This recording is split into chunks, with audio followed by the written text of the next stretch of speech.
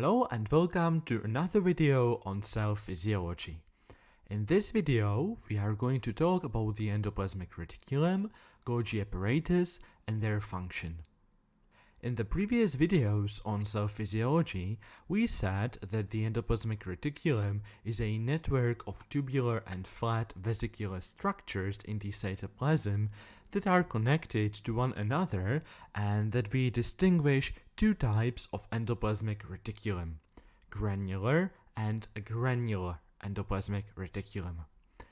Granular endoplasmic reticulum has tiny granular particles, ribosomes, that are attached to its surface, whereas the agranular endoplasmic reticulum, or sometimes called smooth endoplasmic reticulum, has no ribosomes.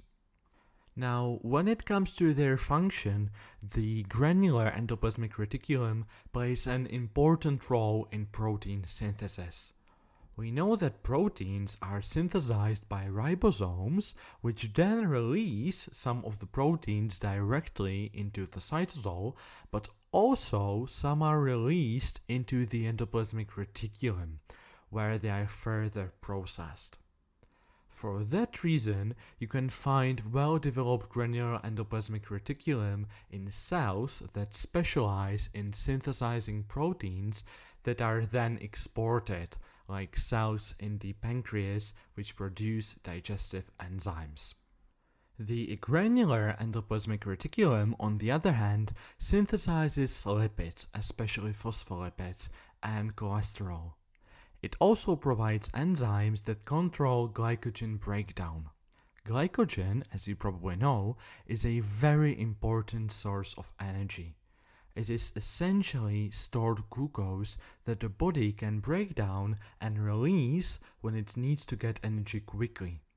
A granular endoplasmic reticulum also provides enzymes that can detoxify substances that might otherwise damage the cell. So you can find it in hepatocytes that detoxify toxic substances but are also involved in the glycogen breakdown, or in club cells in bronchioles that can detoxify harmful substances we inhale into the lungs.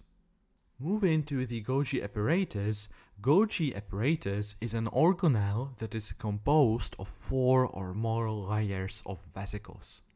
Its main function is to process substances that were already formed in the endoplasmic reticulum. It also synthesizes carbohydrates that cannot be formed in the endoplasmic reticulum, like the hyaluronic acid, which is an essential component in the organic matrix in cartilage and bone. Both the endoplasmic reticulum and Golgi apparatus are also involved in the process of forming vesicles.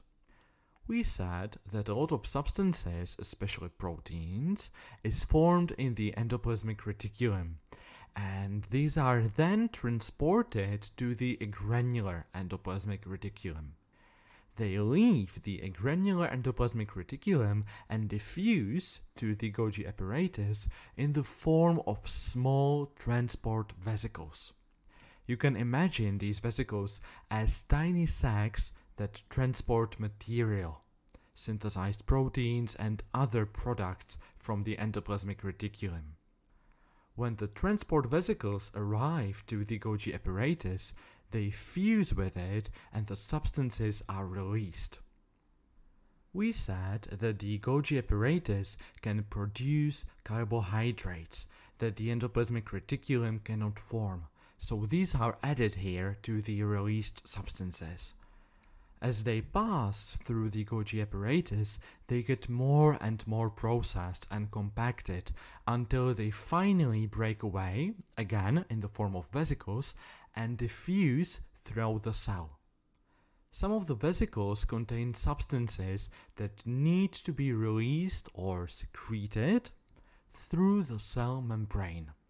To do this, they must fuse with the membrane, and then they can release the substances to the exterior. In other words, they need to use a process called exocytosis. Exocytosis is a process in which the membrane's outer surface opens, which allows the release of substances outside the cell. It's stimulated by calcium ions.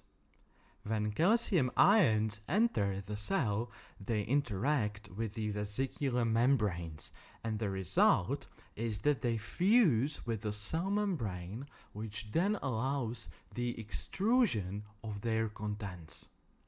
However, there are also vesicles that are used by the cell itself. They fuse with the membranes of intracellular structures, such as the mitochondria, or with the cell membrane itself. And this is very useful because every time the cell membrane forms a phagocytic or pinocytic vesicle, about which we will talk in the next videos, it loses a lot of its substance, and this fusion helps it to restore it. Okay, so these were all the essential functions of the endoplasmic reticulum and Golgi apparatus. Thank you very much for watching. If you found this video helpful, please subscribe to the channel for more videos on physiology and medicine in general. Thank you again, and see you next time.